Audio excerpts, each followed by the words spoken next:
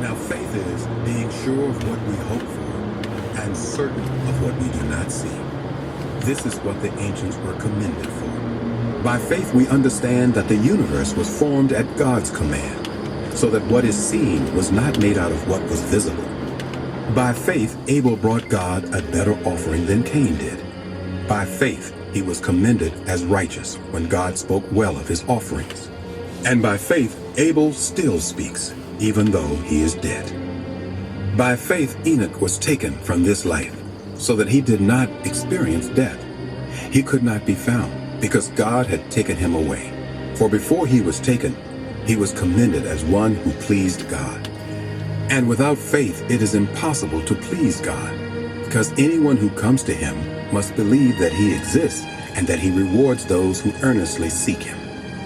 By faith, Noah, when warned about things not yet seen, in holy fear built an ark to save his family. By his faith, he condemned the world and became heir of the righteousness that is in keeping with faith. By faith, Abraham, when called to go to a place he would later receive as his inheritance, obeyed and went, even though he did not know where he was going. By faith, he made his home in the promised land, like a stranger in a foreign country. He lived in tents, as did Isaac and Jacob, who were heirs with him of the same promise. For he was looking forward to the city with foundations, whose architect and builder is God. And by faith even Sarah, who was past childbearing age, was enabled to bear children because she considered him faithful who had made the promise. And so from this one man, and he as good as dead, came descendants as numerous as the stars in the sky and as countless as the sand on the seashore. All these people were still living by faith when they died. They did not receive the things promised. They only saw them and welcomed them from a distance, admitting that they were foreigners and strangers on earth. People who say such things show that they are looking for a country of their own. If they had been thinking of the country they had left, they would have had opportunity to return. Instead, they were longing for a better country, a heavenly one. Therefore, God is not ashamed to be called their God, for he has prepared a city for them. By faith, Abraham, when God tested him, offered Isaac as a sacrifice. He who had embraced the promises was about to sacrifice his one and only son, even though God had said to him, "It is through Isaac that your offspring will be reckoned." Abraham reasoned that God could even raise the dead, and so in a manner of speaking, he did receive Isaac back from death. By faith, Isaac blessed Jacob and Esau in regard to their future. By faith, Jacob, when he was dying, blessed each of Joseph's sons and worshipped as he leaned on the top of his staff.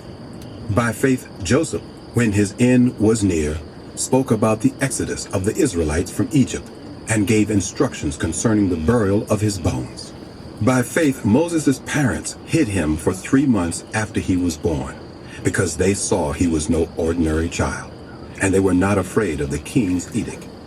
By faith, Moses, when he had grown up, refused to be known as the son of Pharaoh's daughter.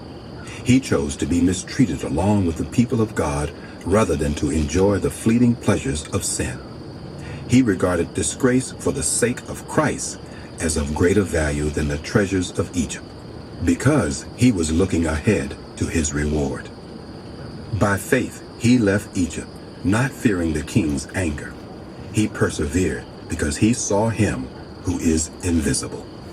By faith, he kept the Passover and the application of blood, so that the destroyer of the firstborn would not touch the firstborn of Israel.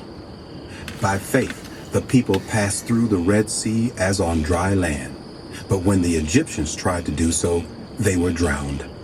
By faith, the walls of Jericho fell, after the army had marched around them for 7 days. By faith, the prostitute Rahab, because she welcomed the spies, was not killed with those who were disobedient. And what more shall I say?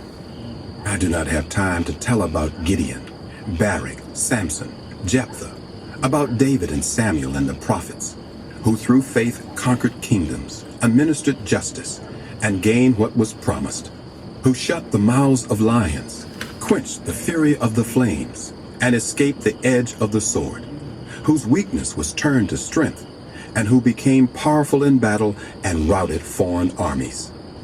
Women received back their dead, raised to life again. There were others who were tortured, refusing to be released so that they might gain an even better resurrection. Some faced jeers and flogging, and even chains and imprisonment. They were put to death by stoning. They were sawed in two. They were killed by the sword. They went about in sheepskins and goatskins, destitute, persecuted and mistreated. The world was not worthy of them. They wandered in deserts and mountains and in caves and holes in the ground. They were all commended for their faith, yet none of them received what had been promised. God had planned something better. Some examples of faith. Have a good night. Sending love. Mwah.